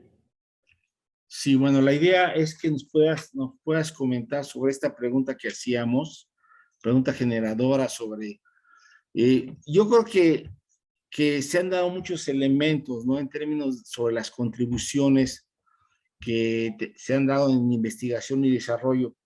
Lo que nos han presentado estos 4 ponentes, no solamente en la parte de la ciencia dura, la ciencia básica, como lo que presentó Juan, que hay gran avance a partir de los recursos naturales, el potencial de recursos locales que tenemos, sino también de la experiencia que se está teniendo a diferentes escalas, a nivel familiar, como la gente escola el té, o a nivel ya más amplio, como la experiencia de biopasos. Yo creo que es muy alentador esto. Sin embargo, ¿cómo llegar a implementar y cómo avanzar, no? Entonces, la pregunta de cuáles son los puntos críticos y marcos normativos que nos están que no nos permiten o que nos permiten impulsar una política pública para poder implementar esto, ¿cuáles son? ¿O qué pensamos al respecto? Tienes la palabra, Juan. Sí, gracias. Sí, efectivamente, creo que esa es la pregunta, ¿no? De cómo armar una estrategia de, vamos a llamarle así, como de implementación, ¿no? Para hacerlo operativo. Desde mi esquina, yo la veo quizá muy simplista, ¿no? O sea, veo lo que nos muestran los datos, que es posible hacerlo,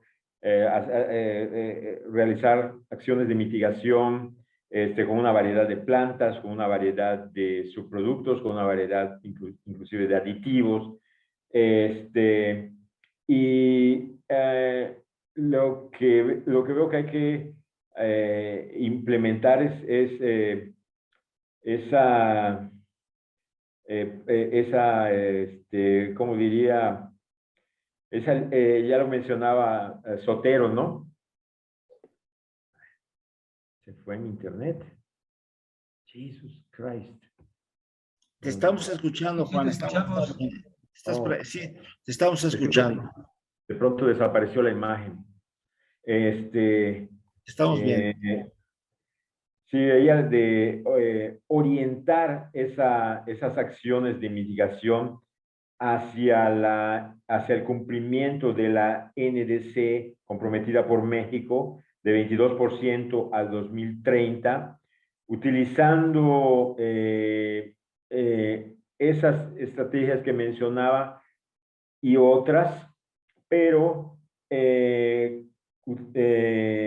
utilizando MRV. Esa es la clave, el monitoreo, reporte, verificación en campo con Greenfield, que creo que es lo más fácil de hacer en varias regiones ganaderas, como mencionaba, ¿no? Donde se pueda verificar que precisamente esa mitigación, reducción de, digamos, 30%, que es, creo, alcanzable con algunos de los recursos naturales disponibles, se está logrando, se está, ¿cómo se dice? Verificando que así es.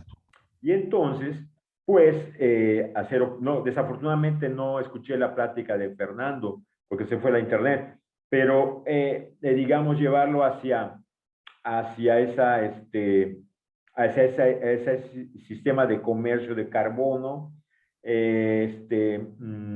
para poder eventualmente retribuir al productor con lo que podría ser una retribución limpia, una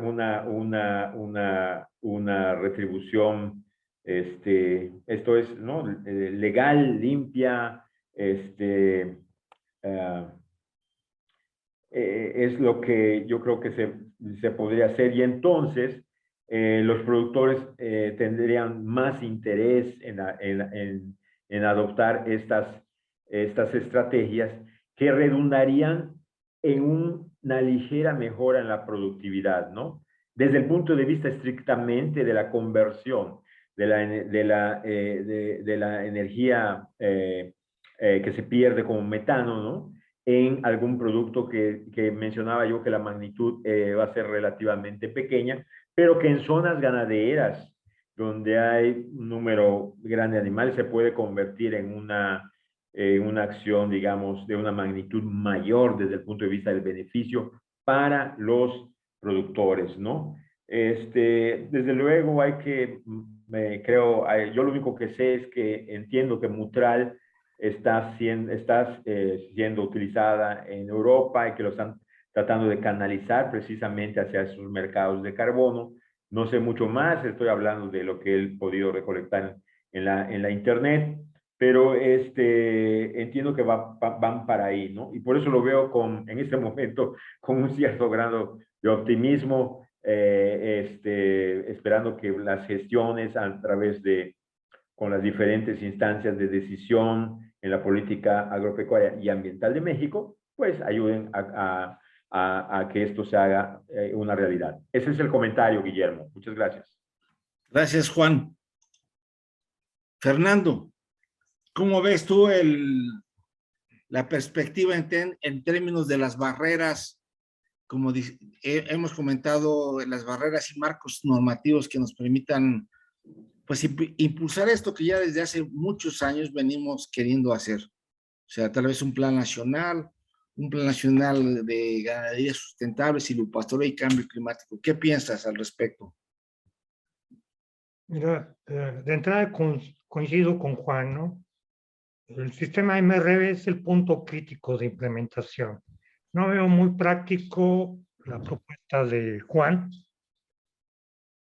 Entonces, lo que planteamos o estamos desarrollando vía el Banco Mexicano del Carbón, que es el mecanismo para el sistema de comercio de emisiones del PMC, orientado a iniciativa privada esencialmente, es el desarrollo de un sistema MRV de usos múltiples. Primero, el asunto de políticas públicas, lo que es la asistencia técnica continua a los ganaderos del país. Dos, el manejo de los riesgos o la gestión climática de esos riesgos para reducir los impactos en el manejo ganadero. Y el otro es simplemente el uso de tecnología de bajo costo, como es la espectrometría del infrarrojo cercano, para colectas de muestras discretas y determinar las reducciones efectivas en metano que se han realizado producto de la implementación de alguna estrategia de manejo, ¿no? Entonces, si no hay una manera de comprobar reducciones, de nada sirve, ¿no?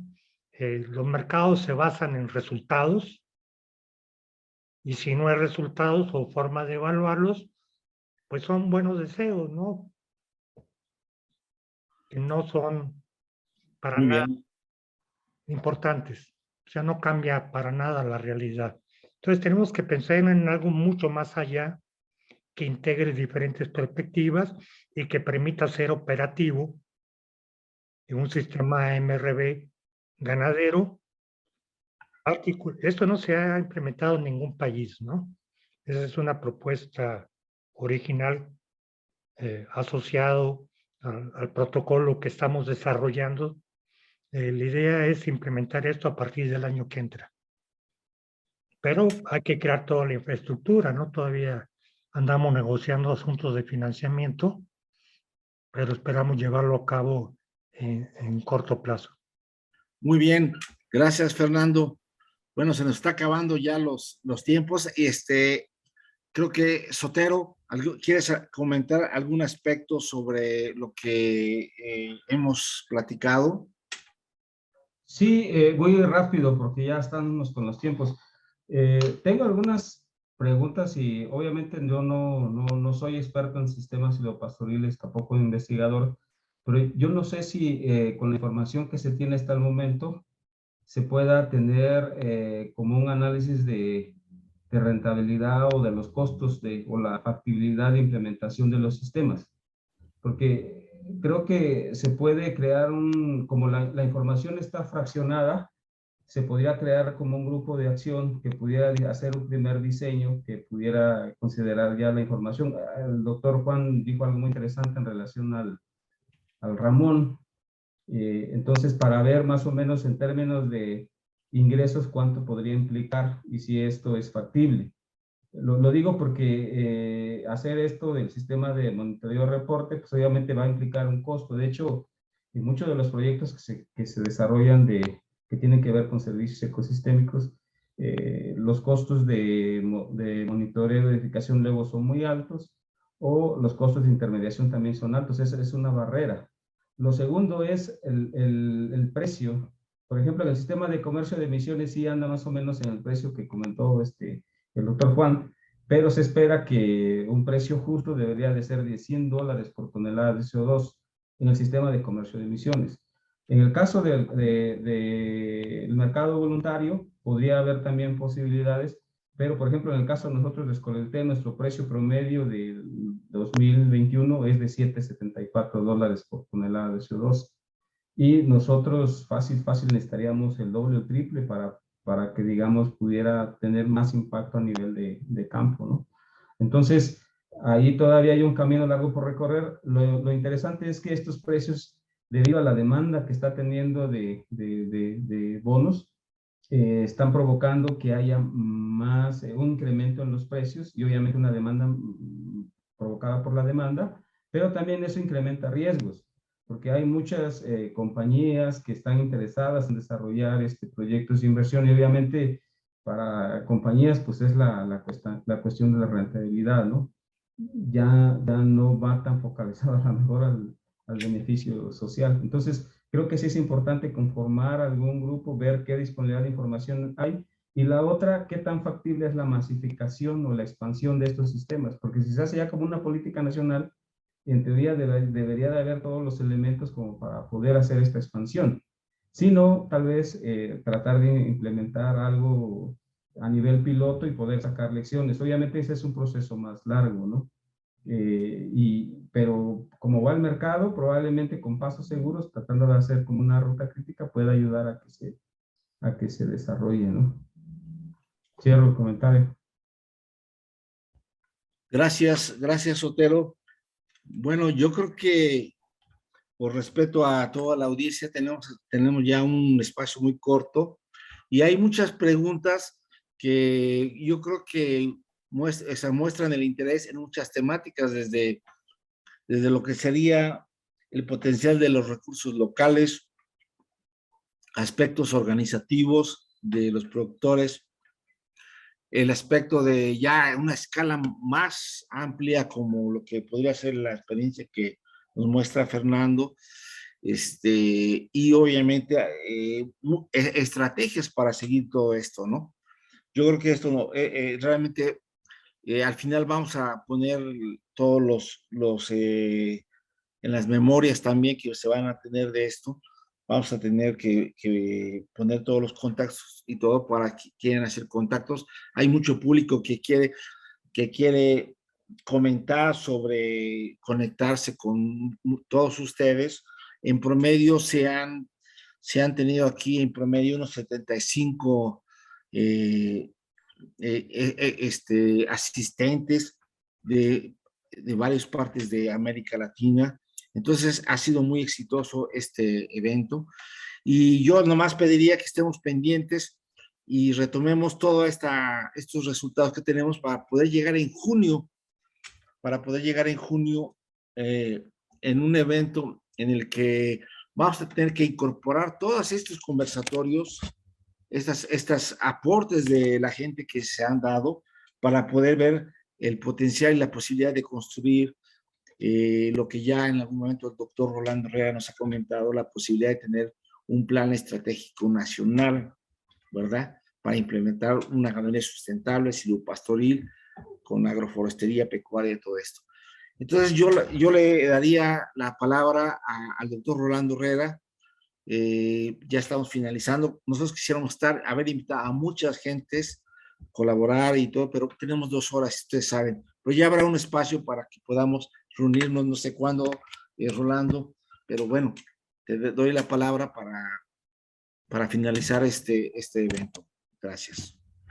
Muchísimas gracias, Guillermo, y felicitaciones a todos los expositores, a todos los panelistas, al doctor Juan Cubera, al doctor Fernando Paz, Relat, al ingeniero Sotero Quechulpa Montalvo, y a ti, Guillermo Jiménez, por el trabajo que también has desempeñado en este conversatorio. Como tú lo mencionas, la idea es aterrizar todo este trabajo de todos los conversatorios en una política pública que pueda normar, que pueda guiar, ¿verdad?, el trabajo de cualquier productor, de cualquier investigador, de cualquier persona que quiera introducirse y trabajar en la producción de carne, de leche, de huevo, de miel, de madera, de frutales, utilizando este sistema agroforestal. El país necesita definitivamente más producción, sobre todo ahorita estamos enfrentando desafíos no previstos a nivel mundial y que estamos por enfrentar un tsunami de incrementos en los precios de los alimentos. No sabemos de qué tamaño va a ser. A nivel mundial nadie estaba preparado para lo que estamos ahorita ya viendo que vamos a enfrentar en un muy corto plazo. Varios países han decretado la prohibición de exportación de alimentos básicos o la reducción de las exportaciones, previendo que esta situación de desabasto y escasez puede ser prolongada. Desafortunadamente, México, como muchos otros países, no tienen las reservas estratégicas de alimentos. Pocos países las tienen, entre ellos Estados Unidos, China un poco, ¿verdad? Rusia no sabemos qué tanto. El caso es que esta guerra que viene como la cereza del pastel después de una crisis económica provocada por la pandemia, viene a crear una situación de desafío muy fuerte para todos los sistemas de producción de alimentos. Nos tenemos que enfocar a imaginar y aterrizar las ideas que ya se tengan para producir más eficientemente los alimentos que va a demandar nuestro país. A nivel gobierno, se están tomando medidas urgentes para eso. El día de hoy se reunieron secretarios de las distintas dependencias y subsecretarios con el presidente para enfocar este punto y proponer acciones inmediatas para tratar de parar, ¿verdad?, la situación.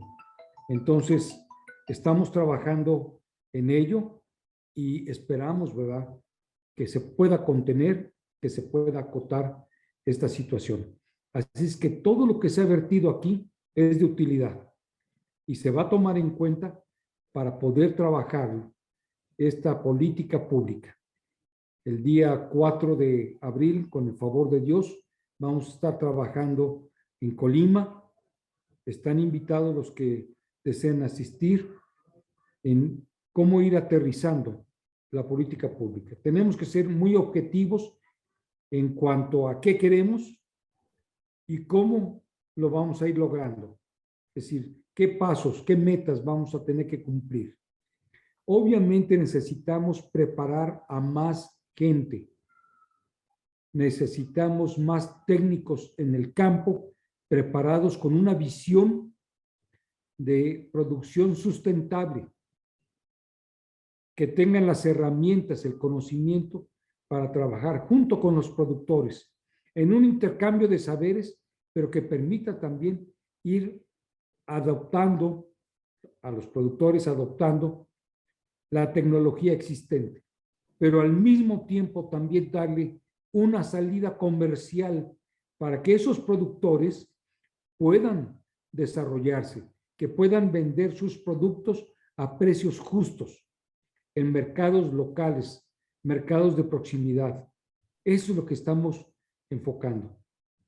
Espero, ¿verdad?, que con la participación de distintos especialistas, compañeros que están trabajando en estos conversatorios, podamos ir haciendo realidad esto que desde hace muchos años ustedes han venido trabajando.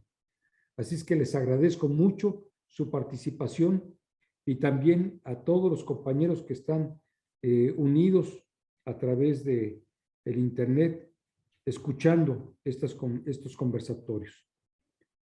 Agradezco nuevamente al doctor Neón Larios, a Serenela, a Benigna González y a todos los que están participando de una u otra manera en la organización de estos conversatorios. Así es que con esto dejo la palabra y les agradezco nuevamente y los felicito por excelente trabajo. Muchas gracias. Gracias, Rolando. Gracias, Rolando. Gracias a todos los ponentes, los que han asistido, a todos los que nos apoyaron logísticamente y esperamos vernos pronto. Un saludo a todos y tengan una buena tarde. Gracias. Gracias. Nada más, Memo, está en una